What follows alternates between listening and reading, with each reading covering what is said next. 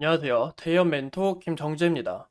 오늘 이 꿈비라는 기업에 대해 확실히 말씀을 드릴 건데, 우리가 돈을 벌기 위해 투자를 하지만 여러분 모두 바쁜 직장 속에서 힘든 일을 이겨내고 계시느라 실상 다양하고 중요한 정보들을 놓치기가 일상이실 겁니다.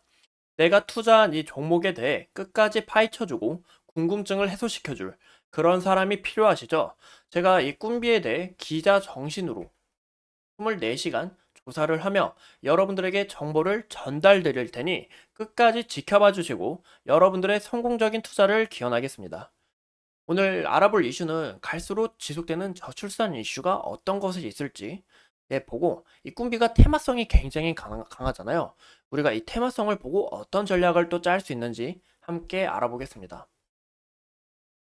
보시는 것처럼 남성의 소득이 낮을수록 결혼이 굉장히 어렵다라는 이렇게 지표가 나오고 있는데요. 이 30대 남성 미혼율이 77.2%나 해당이 되니 굉장히 어마어마한 수치가 아닐까라고 이렇게 보이고 있습니다.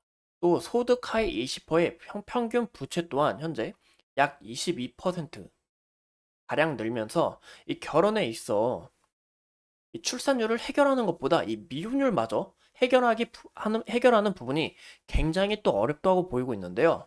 이 통계청에 따르면 현재 미혼율도 큰 폭으로 감소를 하면서 이 30대 중에서도 나이가 어릴수록 결혼이 늦어진다고 합니다. 이 결혼한 비중을 봐도 83년생이 30살이 되면 30살 당시 결혼을 한 비중보다 88년생이 결혼한 비중이 남녀 모두가 다소 낮은 것을 우리가 확인할 수 있었는데요. 굉장히 어마어마한 수치죠. 나이가 어릴수록 저같이 좀 약간 그런 뭐 태어난 그런 출생이 빠를수록 결혼한 비중이 낮아진다고 하니까 우리가 좀 약간 이 부분 미혼율마저 떨어지고 있으니 걱정해야 되는 부분이라고 좀 생각을 하고 있는데요. 2023년 출산율 또한 평균 통계 0.7%를 달성했으며 2024년에는 0.6%를 전망하고 있으니 굉장히 좀 위험한 수치가 아닐까라고 이렇게 보이고 있습니다. 이로 인해 이 결혼에 대해 지속적으로 경고를 하고 있기도 하고 저출산 이슈 관련이 지속적으로 나오고 있는데요. 보시는 것 같이 저출산 또 경고, 이 최근에 나온 이슈를 보면 국방이 약해진다라는 이렇게 국방력이 약해진다며 이 CN 또한 저출산을 북한이 아닌 새로운 적이다라는 것을 이야기로 굉장히 우리가 좀 주의를 해야 되지 않을까라고 우리가 보고 있습니다. 이 30대 관련 고용률부터 시작을 해가지고 현재 저출산 관련 이슈들이 끊임없이 나오고 있는데요. 보시는 것처럼 윤석열 대통령님 또한 이 저출산 원인을 찾고 거기에 맞는 대책을 내세워야 된다고 밝혔습니다.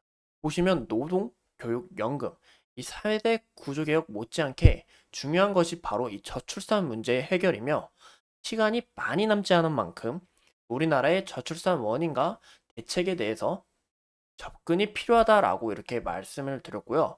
현재 이 실효성 있는 대책을 찾아내야 된다며 이 저출산 대책이나 이슈는 끊임없이 나올 수밖에 없다라는 거 우리가 알 수가 있고요.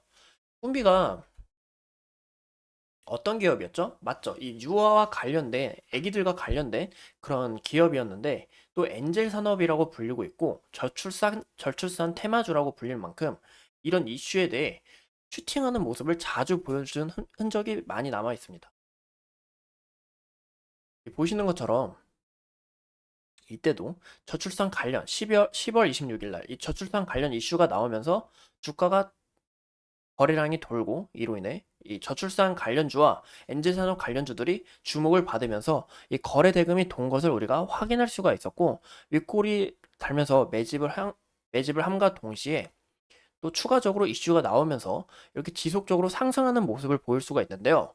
우리가 이 차트적으로 봤을 때도 이 추세 또한 현재 이 상승 추세이고 보이시면 여기 60일선이 120일선을 돌파를 하면서 이 상승 추세에서 골든 크로스 그림과 함께 다시 이 정배열 그림을 만들어 가고 있는데 이 차트적으로 봤을 때도 좀 굉장히 좀 괜찮지 않을까라고 이렇게 보이고 있네요.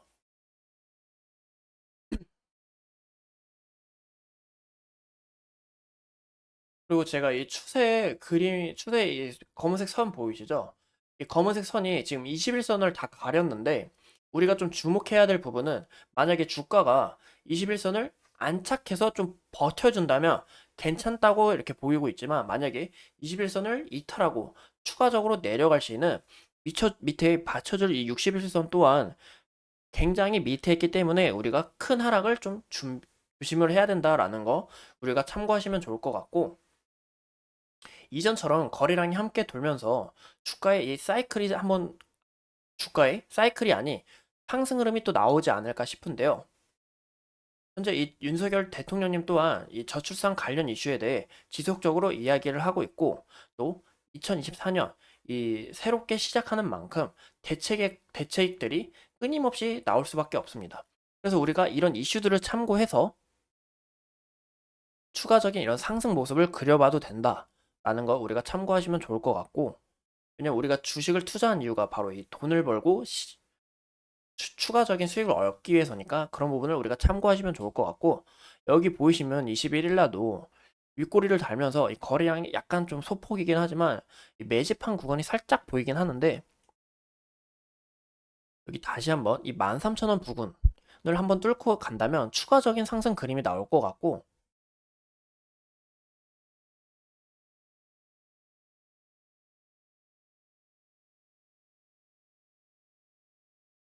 우리가 이 11,500원, 11,500원에서 11,000원까지 다시 이탈을 하게 된다면 이 21선 또한 깨지게 되고, 밑에 받쳐줄 매물대가 좀 상당히 밑에 있기 때문에 우리가 좀 약간 손절까지 우리가 좀 고려를 해봐야 된다는 거 참고하시면 좋을 것 같습니다.